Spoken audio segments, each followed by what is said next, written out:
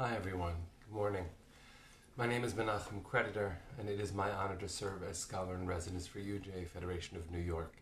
We come to you live every Monday through Friday at 9 o'clock in the morning, wishing you words of Torah, some song, togetherness, some community. It's good to be together. So, welcome. We'll give everyone a second to say hello, to check in. Good morning, Sanel. Good morning, Linda. It's good to have you all here. It's amazing to see who shows up and who shows up first and who says hello first. Anna, Maya, Jeffrey, Barbara, hi Larry, Laura. Oh, it's so good for us all to be together. Adrian, my friend, thank you. Thank you. Adrian said, good haircut. I just wanted to say that my wife, Neshama, is amazing in so many different ways. She is an astoundingly exquisite performer. Her music is deep and soulful. Her parenting is so magnificent. There are a lot of things about her I admire, but I just wanted to praise her out loud because I finally have my head back. So she was brave and gave me a haircut, and that feels nice. So good morning, everybody. I guess that's a little bit too autobiographical for Torah in the morning, but we're in each other's lives. Why not share a little bit about our grooming? So cheers, everybody. It is good to be together. There are now 63 of us tuning in. Hi, Susan. Hi, Sherry. David. Kim. Oh, what a blessing. All right. You ready? Let's do this. We're going to start with a blessing for learning, then we'll jump right into some Torah. Oh, Neshama, you just joined. I got to tell you, I just told everyone about the haircut. Thank you for being so wonderful.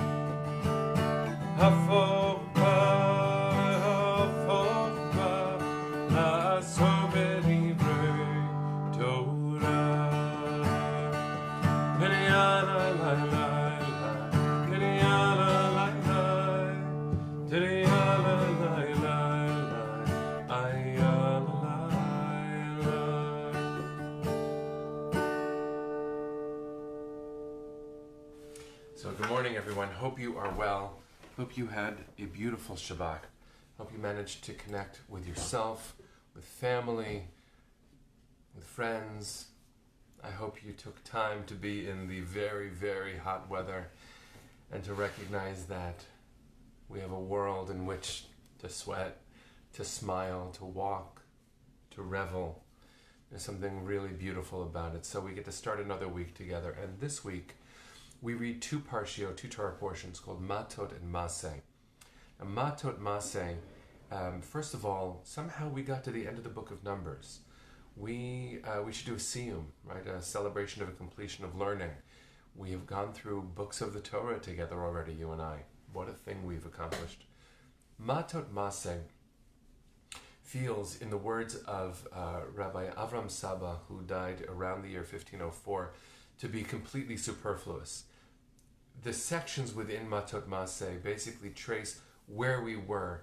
And trivia, before I tell you, how many stops did we make in the desert? Right, I'll just give you a second to comment, see if anyone knows the answer. How many stops did we make in the desert during the 40 years? So I'll take a sip of coffee while Anyone makes a guess?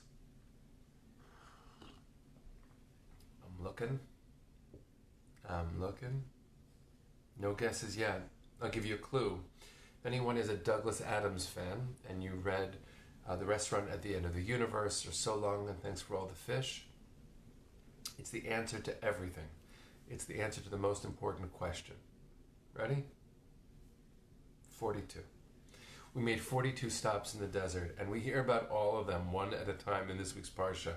And so Rabbi Avram Saba looks at that and says, oh my God, seriously, this feels so superfluous. That's his language. Now, there are commentators, obviously, who take the other side of things. Maimonides, Rambam, famously said that you would have thought, if we didn't have the detailed itinerary of our visit, if we didn't have the travel log,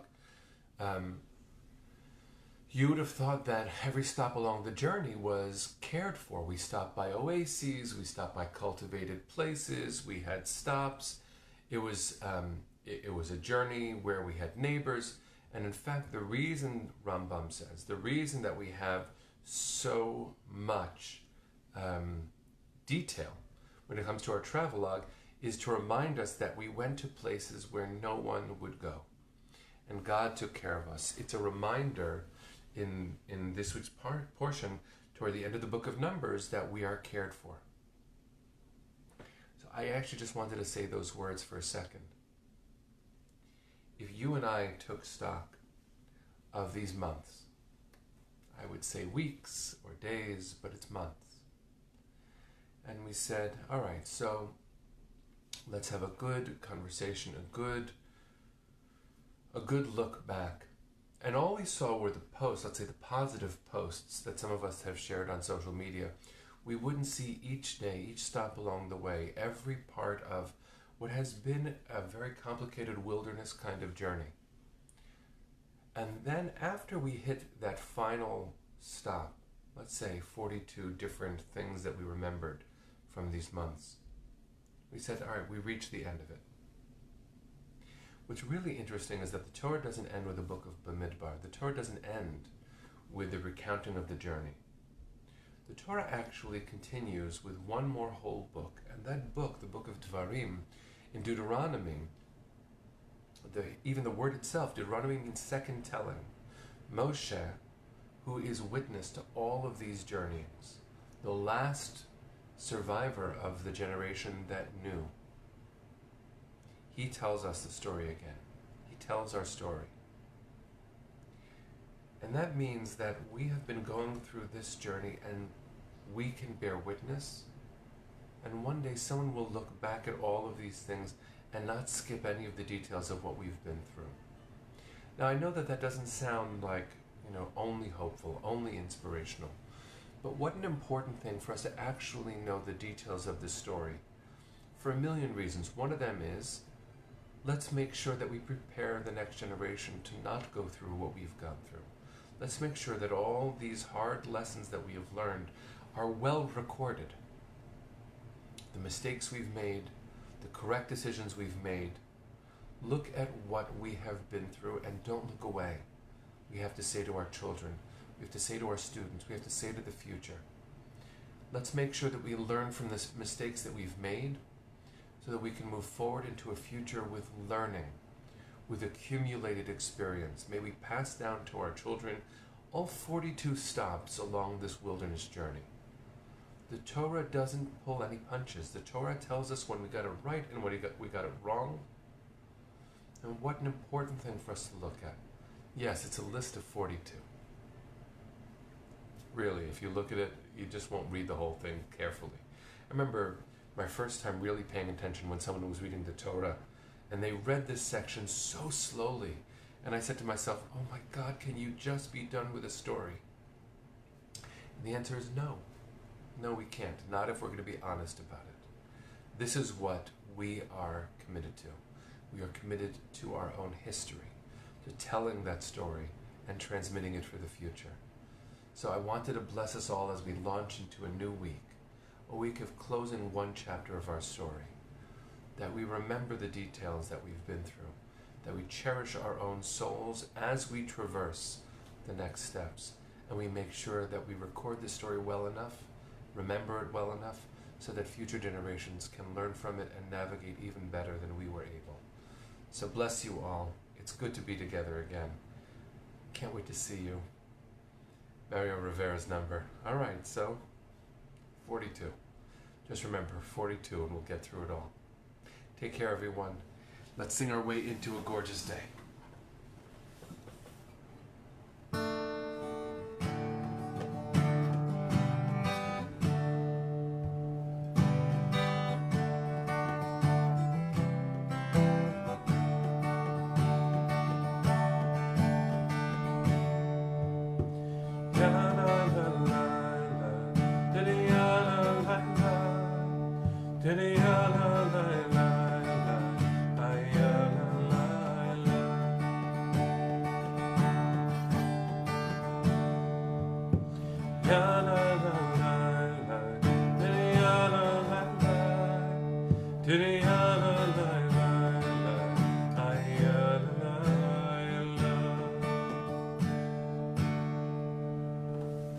Boker Tov, everybody.